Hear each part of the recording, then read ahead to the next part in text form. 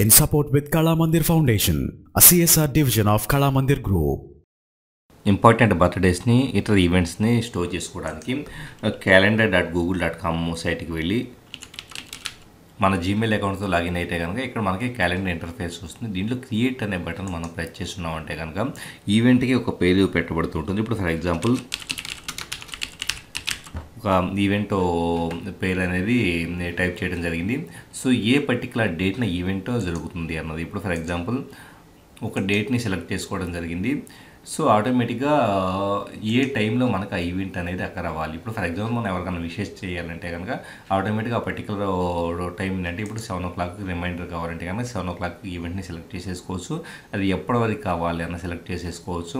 So ending time అనేది select చేసుకున్న తర్వాత ఇక్కడ మనకి ఆల్డేనా లేదా రిపీటా ఇలాగ ఆప్షన్స్ ఉంటాయి. అంటే ఆల్డే అంటే కనుక ఇక్కడ టైమింగ్స్ మారిపోతాయి. రిపీట్ అంటే కనుక ఇక్కడ ఆ ఈవెంట్ అనేది సంవత్సరానికి ఒకసారి బర్త్డే లాంటి సంవత్సరానికి ఒకసారి వస్తాయి కాబట్టి ఇయర్లీ అనే దాన్ని మనం సెలెక్ట్ చేసేసుకుంటే కనుక ఎప్పుడు ఎండ్ అవ్వాలి అన్నదంటే ప్రతి సంవత్సరం ఒకసారి రిపీట్ అవుతుంది. ఎప్పుడు ఎండ్ అవ్వాలి అన్నది మనం నెవర్ అనేది సెలెక్ట్ చేసుకోవచ్చు. బర్త్డేస్కి అయితే కనుక ఒకవేళ కొన్ని ఈవెంట్స్ ముందే పూర్తవుతాయి కనుక ఏ పర్టికులర్ డేట్ని కావాలో ఇక్కడ డేట్ని ఇయర్ని సెలెక్ట్ చేసుకోవాల్సి ఉంటుంది.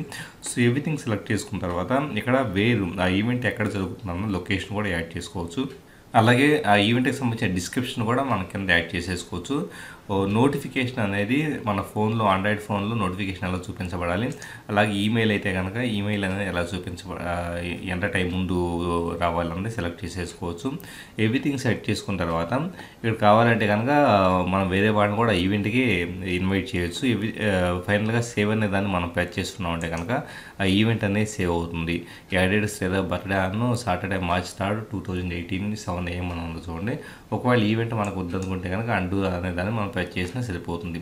సో ఇలా ఎప్పటికప్పుడు ముఖ్యమైన బర్త్డేస్ని లేదా ఇంపార్టెంట్ మీటింగ్స్ని వీటన్నిటిని మనం ఈవెంట్స్తో క్రియేట్ చేసుకోవచ్చు. In support with Kala Mandir Foundation, a CSR division of Kala Mandir Group.